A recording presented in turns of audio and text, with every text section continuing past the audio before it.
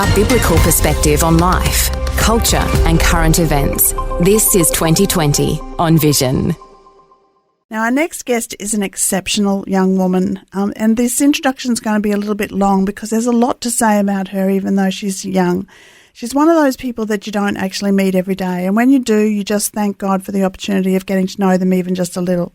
I met Amanda when we were both delegates at the first ARC conference in London, the Alliance for Responsible Citizenship. Amanda was born and raised in Calgary, Alberta. She was inspired by mountains, cowboys and entrepreneurs. I read that about her and I just felt I was like, oh, I wish I had been inspired by mountains, cowboys and entrepreneurs. But after completing her initial degree, she moved to Toronto to do a mix of journalism, crowdfunding and advocacy in defence of Canadians' fundamental freedoms. So she's that sort of girl. She then went to Poland to pursue a master's degree in philosophical studies. But then when she returned to Canada, she served as the senior advisor to a parliamentarian there, working to prevent the expansion of euthanasia to persons living with a disability or a mental illness. She now works with Canadian Physicians for Life on ethics education. She teaches a bioethics course for St Bernard's School of Theology and Ministry, and she's a contributing writer at Public Discourse. This year, she is a recipient of the Canadian Society for Yad Vashem Holocaust Educators Scholarship, so that's amazing. With all of those experiences, there is just one thing more. Amanda Achtman is the founder of Dying to Meet You, which is a project of cultural renewal to prevent euthanasia and encourage hope. Amanda, I've said a lot about you. It's an honour to welcome you to the program. Thank you so much for your time. My pleasure. Thank you. Now, for my listeners, if there's a little bit of a gap in speaking to Amanda, it's because she's all the way over in Canada and my voice takes a while to reach there. No, not really. It's just the program that we're using. But Amanda, you are young. No, if you go online and find this interview online, you'll see Amanda. She's young, she's very smart, she's very bubbly, and she's very full of life. So my first question to you, Amanda, is what drew you to this very, very fraught and highly contested issue of euthanasia? What drew a young woman like you to this issue? Sure. Well, there are many things that I think have led me to this mission where I now work to prevent euthanasia and encourage hope. And when I look back and I think about what it is that brought me here, one of the experiences definitely the relationship that I had with my own grandfather. It's not that common to have intergenerational households, and yet my parents welcomed my grandfather to live with us from the time I was in my later high school years until my early university years. And we had a really warm relationship. He was also my kind of intellectual sparring partner. And we would go on grandfather-granddaughter dates to Italian restaurants. He would challenge me. He would provoke me. He and I were very close. And it was in those years that the Canadian government started talking about legalizing euthanasia just for those whose deaths were deemed reasonably foreseeable. But since my grandfather was in his 80s and 90s in those years, I immediately had the sense that this concerned people like him and families like mine. So that's how, in the most ordinary of ways, I as a young person became sensitive to the euthanasia issue, which we think of generally concerns older people, but as I see in Canada, is really affecting everyone. And I can say that because in Canada, where I'm from and where I live, 1 in 20 deaths is now a death by euthanasia. 1 in 20 deaths is a person choosing to have his or her life prematurely ended by a doctor or a nurse in a hospital, in a home, or even, as the government advertises, in our national parks. And so with more than 70,000 Canadians who have been killed since the legalization in 2016, there's really not a day that goes by that I do not hear a personal story from someone of how this is affecting them. And increasingly, those stories are of the intergenerational trauma, the insecurity, the precariousness that this causes the successive generations. And that's what I would really want to put to your listeners right at the outset, because, of course, there's also euthanasia, voluntary assisted dying, as it's known in Australia. And whenever we have these conversations in the public discourse in any part of the world, the emphasis tends to be on the individual. But what we need to do is we need to start attending to our social fabric and to the cultural shift that happens when we bring in euthanasia. Amanda, I don't think there'd be anyone listening who wouldn't be shocked by the 1 in 20 death statistic. That's, it is quite shocking. One of the things I want to do from the outset as well is just to promote your website, because there are some people who might not be able to stay for the whole conversation. So it's Dying to Meet You. That's one word, DYING, dyingtomeetyou.com. So I want to promote that, and I will do that a few times through the conversation. But on your website, when you go there, one of your bylines that you have really speaks to me, and it's suffering, death, meaning, hope. And you seem to take us on a journey. And on your website, there are a lot of videos. You do really good interviews. If you're doing the interview and I was the interviewee or whichever they are, this would be an amazing interview as well, because I know you do that a lot. You speak to people, so you get in the ground. But this suffering, death, meaning, hope. Can you just take us a little bit on that journey as to why you use those words as quite a prominent byline on your website? Sure. Well, another key event that really led me to this sensitivity to death and dying is that when I was just 18 years old, I went on a Holocaust study trip. I was one of the youngest ones on the trip. It was for 18 to 30-year-olds, and there were 60 students, university students and young professionals from all across Canada, getting to travel with 2 Holocaust survivors to Germany and Poland.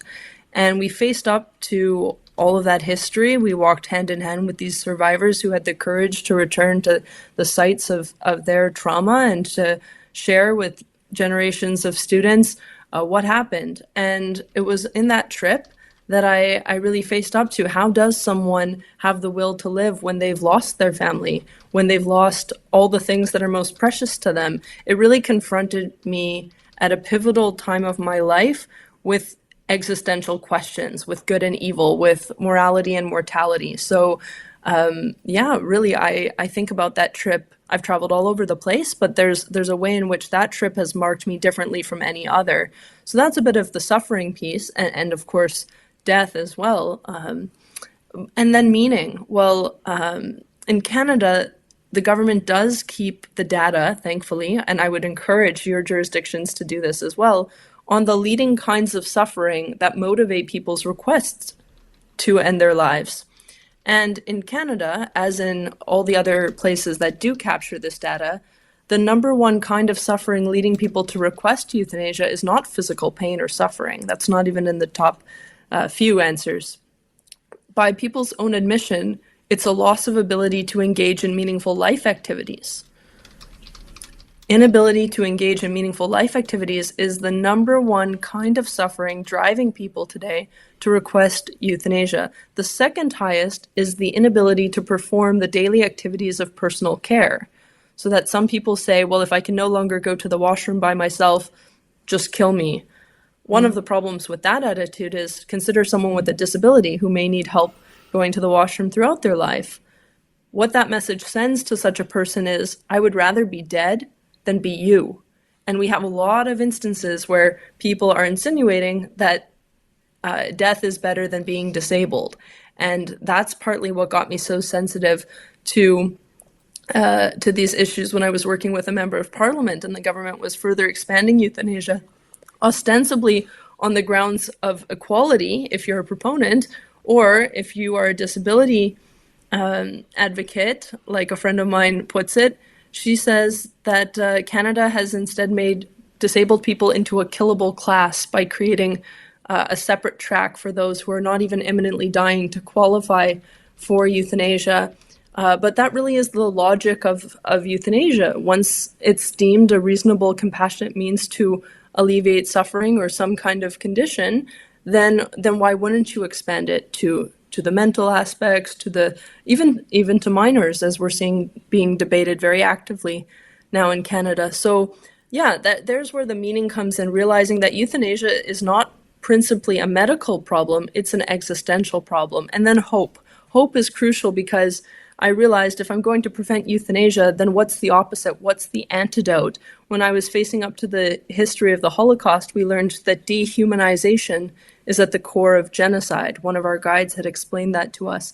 So I thought, well, if dehumanization is at the core of genocide, what's the opposite? What does it mean to humanize humanity? And that's what led me to think that the real responsible citizenship, to come to the name of that conference where you and I had the opportunity to meet, the real responsible citizenship consists in finding that antidote, offering a corrective, proposing a better story, a positive alternative vision, so that people are not left in the dejection and despair of a euthanasia society. And so I'm very committed to always ending every story, gritty as it is, as true to life as it may be, with some dimension of hope. A biblical perspective on life, culture, and current events. This is 2020 on Vision. Before we went to the break, Amanda, you mentioned that one of the things that had really touched you in regard to suffering and even leading into death, meaning and hope was your understanding of the Holocaust. You have travelled there, you've been to the Yad Vashem Museum, you now have a Yad Vashem scholarship. Can you just explain to me what that's about? What does that mean? What does it, what are you doing with that? Sure. So the first Holocaust study trip on which I participated was when I was 18, and that was called the March of Remembrance and Hope, and it was very pivotal.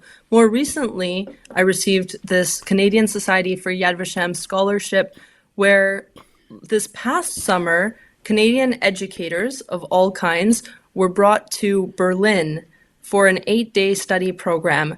And then next summer, hopefully we'll be able to be in Israel for another 8 days together.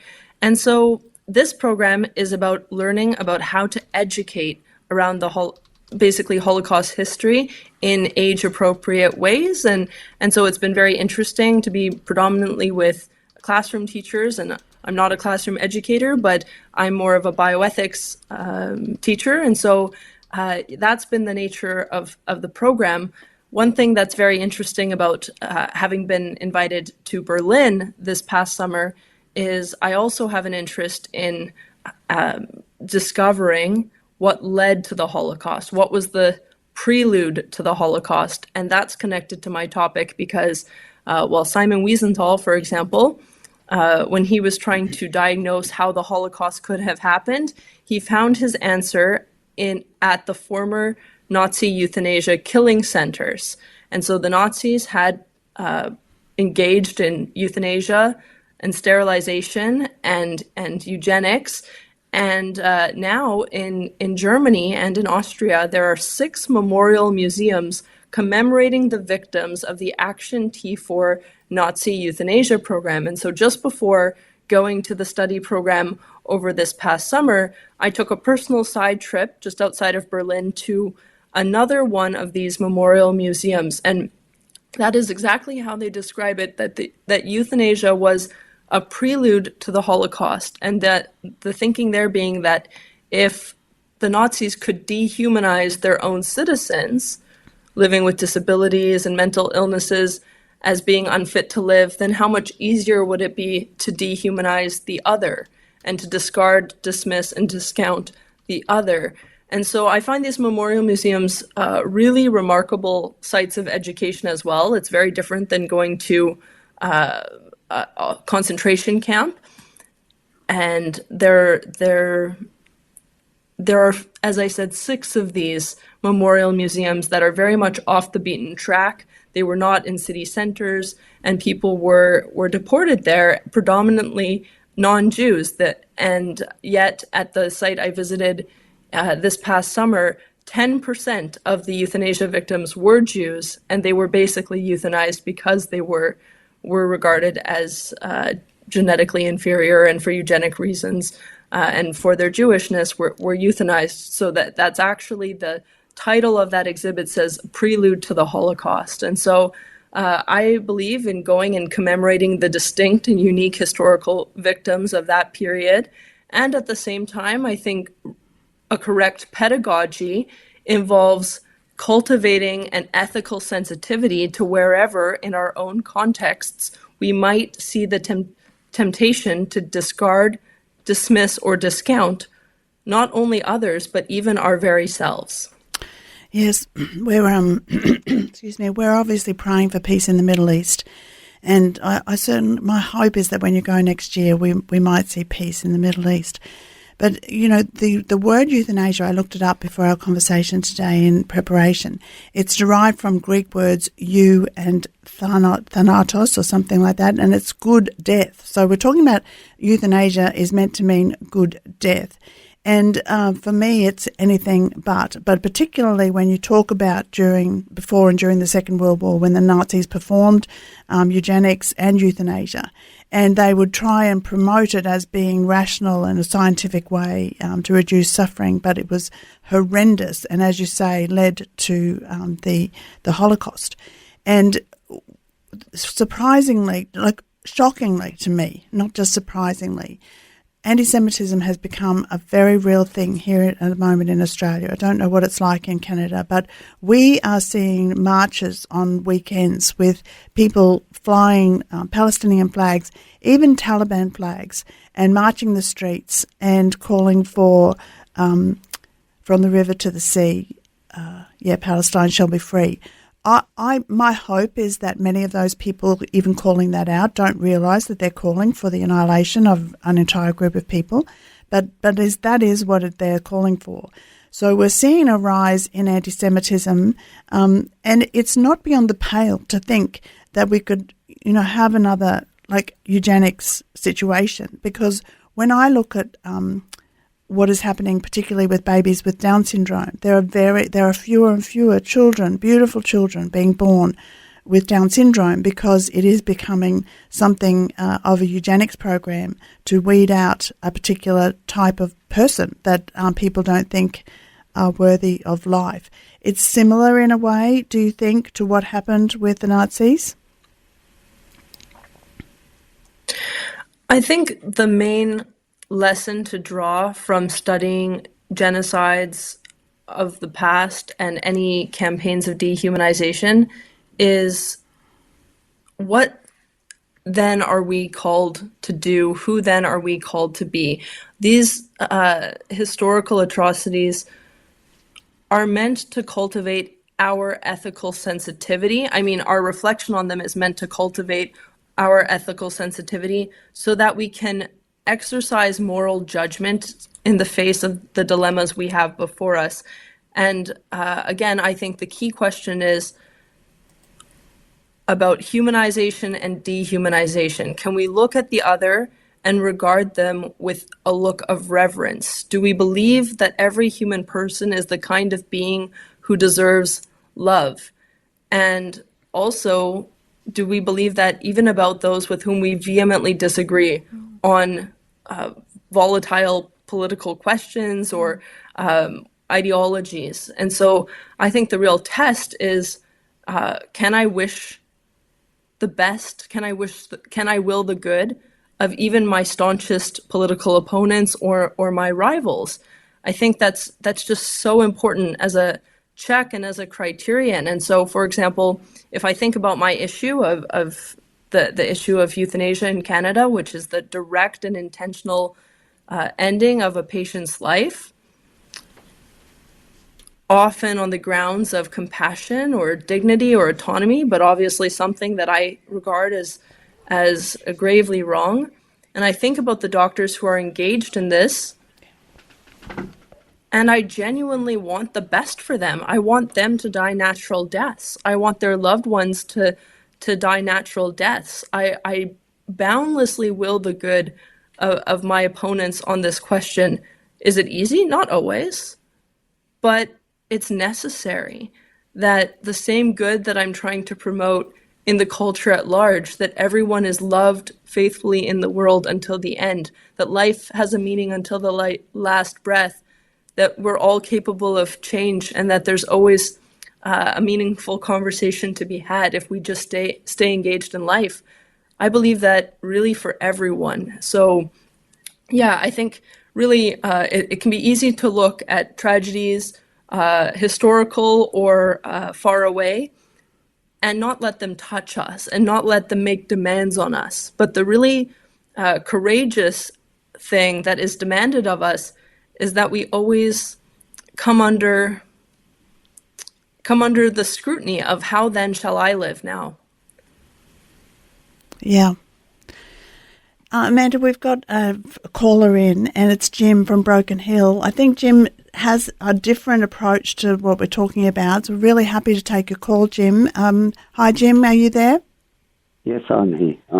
Love to hear from you, Jim. Thank you. What's your point of view on this? Well, I started off listening to the discussion, and it was about euthanasia. Then it became a discussion about comparing euthanasia with Nazism and the Holocaust. And I found that to be incredibly hurtful and incredibly sad that you would, or anybody would, equate euthanasia as performed in Australia with Nazism. I'm so sorry that that's been hurtful. We certainly would not want to hurt you at all, Jim.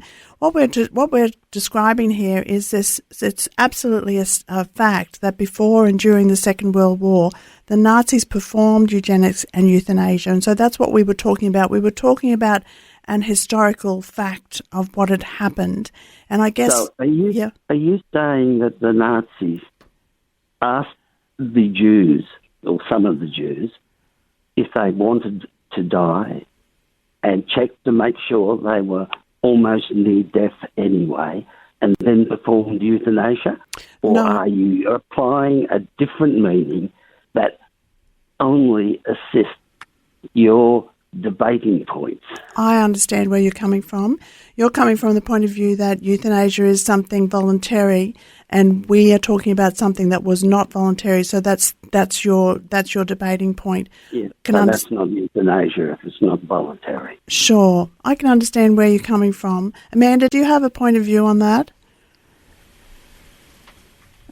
Yes, it's actually not intrinsic to the definition of euthanasia whether it is voluntary or not. If you look at the dictionary definition, it's very clearly relieving a patient's suffering through ending the patient's life. Whether it's voluntary or involuntary is not intrinsic to the dictionary definition of euthanasia. That's my first point. The second point is about this question, this crucial question of consent. It is a very important one to tackle. And I will tell you that when I went to the first of the 4 Nazi euthanasia memorial museums that I visited in the course of my research, which I insisted historical victims get their historical due. When I'm there, I focus on those historical victims, and they deserve our commemoration and remembrance for the historical victims that they are. And that's what those memorials exist to do, commemorate those specific victims who had names, who had belongings that are on display at these sites. That's what this is about. So when I was there at this beautiful 400-year-old Renaissance castle in Austria, where 18,000 people, mostly many children with disabilities, were euthanized, I met with some Austrian high school students who had had a field trip there all day. And in the course of my discussion with them, I asked, do you think there's ever a circumstance in which euthanasia is acceptable? And one of the students said, yes, when the person asks for it, when they consent, when it's voluntary. And all the other students agreed, yes, that's when. And so the conclusion of these students having toured a historical Nazi euthanasia site where, yes, of course it had been coercive and sinister and secretive, was that the only problem with it had been a lack of consent. So this troubled me, and I spent a lot of time reflecting on it. Is the only issue consent, or is there something about taking a patient's life, a doctor or nurse directly, deliberately taking a patient's life, regardless of the other circumstances, that makes this action wrong? And I think what I came to is that we know especially now, we know how capable other people are of discarding, dismissing, or discounting us. We know that other people can harm us, they can injure us, they can wrong us. Well, if we're so aware that other people can do that to us, can we also rise to the humility that we can do that to our very selves? And how do we recognize when we are harming ourselves, when we are injuring ourselves? And so that is what happens with self-harm, and that is what happens with suicide. It is consensual, but it is still harmful. Amanda, I hope that's helpful. Very helpful. Very helpful. Jim, thank you so much for ringing in. Adam. Hi, Adam. Hi, Wendy. Hi, Amanda. Thanks for calling in, Adam. What did you want to say? I'm just coming from another angle here because for someone that's had Asperger's all my life, which is a strain of autism, just the thought of this happening just because of someone's got a disability, that this could actually happen in today's world is just diabolical, because even though some people, there's a huge spectrum of autism. Mine's involves learning like school and all that, but just this sort of. But my faith in God, Jesus does love you. Everybody, he can still use. Oh, absolutely. People. Absolutely, Adam. Yeah, he can take your weakness and turn it into a strength. Yes, you're created in the image of God. Amanda, what would you say to Adam? Yeah, thanks, Adam. Did you have a further question that you wanted to ask, or simply that comment? I've got. That's the comment I want to make, that to everybody that might be listening, that is going through this, whether they might know someone or have a child, or they might actually be in my situation. Like that's the comment I wanted to make anyway. Great. Thank you for joining us. And it is true that many people with disabilities have been some of the strongest voices in opposing euthanasia, voluntary assisted dying, whatever we may call it, precisely because of how it does devalue disabled lives. And that is terribly unjust and unacceptable. And your voice and the voice of others with disabilities deserve to be amplified in this conversation. So I'm grateful that this show can give you a platform for that. Of course, not everyone agrees. There are some people with disabilities who are promoting and supporting this. But as one friend of mine puts it, with a disability, she says, I don't think it's right for people to encode their suicidal ideation into the law. Some people may be suffering and struggling profoundly, but to project that onto others through the law, through a kind of systemic ableism, has consequences for people with disabilities who want to live and who want the access to resources and supports not to be offered assisted death. And so I think this is a really interesting point of consideration that depends on voices like yours, because people with disabilities are some of the most affected and the least represented in this conversation. And that's why some of the videos I make are to specifically give voice to those who have a lot at stake in this conversation. So thanks. Yeah, thank you, Adam. Thank you so much for joining us today, and God bless you for the rest of the day and the week. Thank you. Amanda, thank you for that as well. If we go back to Canada and just look at what's happening there, because Canada culturally would be very similar to Australians. Like, I think we have the same sort of personality almost. And it's been like less than a decade when euthanasia was first legalised in Canada, that's my understanding. And in that time, euthanasia has become like the 5th leading cause of death, accounting, as you said, for 1 in every 20 deaths. That is a massive cultural shift quite quickly. Can you talk to that? Because in Australia, we haven't had our euthanasia laws as long as you, but already we are seeing a cultural shift. Can you talk to that cultural shift that you're seeing? Yes, the cultural shift consists in euthanasia going from exceptional to routine. It was once for extenuating circumstances.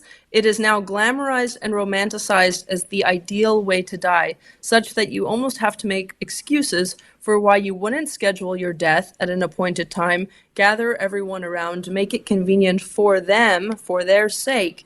And so it's a massive cultural shift. I want to again come back to the voluntary and involuntary distinction, though, because so much hinges on this. Euthanasia is sold as being about autonomy and consent and rationally kind of choosing when when you've had enough of life. In practice, this is not so. Euthanasia does not so much express a desire to die as it is an expression of disappointment with inadequate health care, wait times, the millions of Canadians, who do not have a family doctor. To purport that this is about freedom and autonomy when people have no access to a family doctor is absurd. And so what euthanasia is representing is the dejection and disappointment in our healthcare system, not the freedom and autonomy. I was just speaking to a gentleman today who is very much against euthanasia, but he just spent some months in hospital, and he said, well, I have to tell you, Amanda, I see the dejection. I understand now from the inside how hopeless you feel, not even by your own treatment that you're receiving, but you look at others who have no visitors, no family, who are abandoned, who are relegated to hallways. Let's be honest about what's going on in our families, in our communities. Euthanasia does not represent a declaration of freedom and autonomy. It represents a declaration of defeat on the part of governments and healthcare systems, and it represents disappointment on the part of those asking for it. The question that a person is asking is, who will love me this way? Who will love me in my vulnerability, my fragility, my aging, especially dementia? Dementia is one of the leading fears, and increasingly this is becoming a driver for euthanasia. Even if people are approved for euthanasia in Canada for some other illness or condition, they are indicating that the primary reason they're asking is because they're afraid that their dementia will progress. And so we have to start paying attention to these existential cries of the heart. And people deserve our curiosity and our interest. So to someone who might think I'm not fighting for them or I'm not sympathetic enough, it's the opposite. I want to be so curious about you. I want to be such an advocate. I want to spend my youth and my health fighting because you deserve better. So good. My mum passed away in May, and she was the best mother you could ever have. I say to people, since Eve, Mum was the best. And she was loved. There was no doubt in her mind that she was loved. For the past 6 months, the last 6 months of her life, she was bedridden and she needed to be in care. And she would say to me when I'd go in, or my sister would go in, sorry if I'm a burden, love. Now, she knew she wasn't a burden, but even my mum, who was totally secure in the love for her, could say to me, sorry for being a burden, for the things that we would get her. In the last probably 2 months of her life, we had a different doctor come and see my mum. And it is such now in Queensland, already our culture is changing, because there is no doubt in my sister and my mind that he was offering euthanasia to us. And we were so sickened that we spent the last weeks of my mum's life sleeping on the floor beside her bed on a mattress. We brought in a mattress because we were so upset by this doctor, and it wasn't a normal thing for us where Mum was. But my mum had no desire to die. She was ready to go. She was ready to meet Jesus. She definitely was. And it was when she died, it was a very sad but a blessed time as well. But she died naturally with us. And so this is something that's pretty dear to my heart. And I tell you, in Queensland, we've only been legalised since 2023. And already we've had some disasters, Amanda. But by now, from 2023, it was September 2023, so we're talking barely 2 years.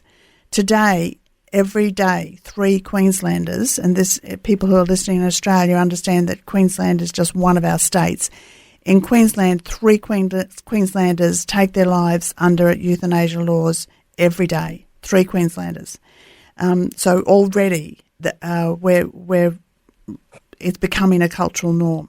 But in the year euthanasia was legalised, actually I'm wrong about September. It was legalised earlier in 2023, but in that same year, so in September, so all legalised early 2023. Then by September, there was the death of a man who actually took his wife's euthanasia drugs. She died naturally in hospital. She had been prescribed euthanasia drugs. They were at home in a locked cupboard. She died naturally in hospital. Her husband went home and took the euthanasia drugs prescribed for his wife. He was not terminally ill at all. So we're talking about, and I could go on. There's a number of different things that have happened. Just very, very recently, we've seen people selling euthanasia drugs, making a lot of money from them in a sort of an undercover market. And we've seen a quadriplegic man be dying from the administration of a substance that he was able to get on the black market. And so we're seeing these sort of awful things happening. Instead of people reacting and saying, wow, euthanasia is really bad, we have to look at this, they're saying, we have to actually make euthanasia easier because these people are trying to get it on the black market. Can you comment on that? Oh, there's so many things I could comment on that you shared. Yeah. Thank you for sharing about your mother as well. And also about this issue of euthanasia being raised. I think it's really important to stress that simply having euthanasia suggested already kills the person. It's demoralizing. It deflates and defeats your sense of self-worth. Even to know that you qualify for a premature end to your life by a doctor or nurse. It is more fearful than getting an illness. It is more terrifying than a terminal diagnosis to be told you're eligible for a state-sponsored suicide. That is heartbreaking. That is an attack and an affront on self-esteem that nobody deserves. It is a form of bullying, and it is a form of ostracism from the human community that is so unjust and that rattles me to the core. Now, I also want to pick up on what you said about feeling like a burden, because this is so common, especially among older women who have, as mothers and grandmothers, poured themselves out for their families and for their communities. They are the most inclined to feel like a burden to others, even if they have, as you describe, a supportive family, loving and saying, you're not a burden, you're a gift. So what is going on there? We don't speak about feeling like a burden at any other time of life. And how comical would it be if a little kid was in a public service announcement needing a diaper change or needing to be fed saying, I don't want to be a burden on you. We burden and are burdened by, and that is the very meaning of what it is to be human. So I've actually started doing workshops based on a beautiful essay by a wonderful writer named Gilbert Mylander. And he wrote this piece in First Things many years ago titled, I Want to Burden My Loved Ones. And so what I do is I lead workshops on I want to burden my loved ones, and I pass out a worksheet. There are various exercises, but one of the things is a worksheet where the first question is, to whom do I want to be a burden? Your listeners could take up this question. Write it down. You could meditate on it with your coffee in the morning. To whom do I want to be a burden? Well, you can bet that most people, especially older women, are inclined to write emphatically in all capital letters, no one. The next question is, who is it a joy for you to be burdened by? And there it's easy. They write the list of the 40 people they invite to every party and Christmas party or open house. What's going on there where we find it a joy to have others burden us by needing to call us, by needing us to bring them food when they're sick, but then we have that insecurity in ourselves that we could be imposing, that we could be a problem. So what difference does it make if we change those questions? Who do you want to be loved by? And who is it a joy for you to love? And if we realize that burdening and being burdened by is really about loving and being loved, and that this takes work, we need to cultivate a fortitude and resilience that we're not going to find when we're 78 and get a difficult diagnosis. How do we cultivate? This is why I'm starting now. Not because I'm good at this, but because I think I need a lifetime of preparation to cultivate the right spiritual attitudes, the fortitude, the moral courage, the resilience. I have to start now so that I can hope to bear what I suffer nobly and to die well. I care about these things deeply. They're worth it. They're worth the investment. So I do encourage your listeners to think, pray, work with those questions. To whom do you want to be a burden? Who is it a joy for you to be burdened by? Do these people in your life interrupt or fulfill your daily activities? These questions do us a lot of good. Amanda, we're going to go to a couple of callers. We want to hear from you also about, some of the problems that can come with euthanasia, but we've got a very limited amount of time now, so I might have to get you back on at another time, I think. But we're going to go to Luciana, who's in Melbourne. That's in Victoria. That's the state of Victoria here. Luciana, hi. What would you like to say to Amanda? God bless you, Amanda. This is such a great topic, but I would like to share briefly my experience. I entered study at the age of 42 at Victoria University doing a mature student course, which was called Community Development. And one of the topics was about euthanasia. And I was appalled that actually trying to groom those young students to go out there in the community and already have a mindset about the elite, the strongest one. So the problem has started already a long time ago where they were grooming these young students to work in community centres. And apart from that, I had another brush with the law because my mum, she was very, very unwell and she was in hospital and everything. And her heart wasn't functioning properly. And all of us, we have 7 kids. When we went there, then we were talking to the doctors and that. And we found out that my mum, she said that if in case she had a cardiac arrest, she didn't want it to be revived. And we had to really rally against the hospital to have that kind of petition being put down because we were wondering to say to my mum, what is going on? Why on earth would you choose to die and not to be revived? Now she's 95. She's doing excellent well in a nursing home. She's the life of the party over there. She paints, she writes poetry. And the thing is, that's one thing that I'm wondering, if there is such a law that we can intervene before they actually do it. Because I was asking her this question in the middle of the night. She was on her own, and they didn't even consult us children on what was going on and what did they put down on the computers. Luciana, thank you so much for your call. We're only out of time, so I'm going to just flick to Amanda for any comment. Yes, and we do have one more call, James. I'm going to try and get to you, but it'll be really quick. So, Amanda? God bless you. Thank you, Luciana, very much. Thank you. Thanks for sharing. Just very briefly, there's such an important distinction between allowing natural death and deliberately hastening death through prematurely ending the person's life intentionally with a lethal injection. And so I am very much in favor of dying naturally, allowing to die, using palliative care and even palliative sedation when appropriate to alleviate pain and suffering. I'm not about promoting pain or even being transhumanist and extending lifespan at any cost.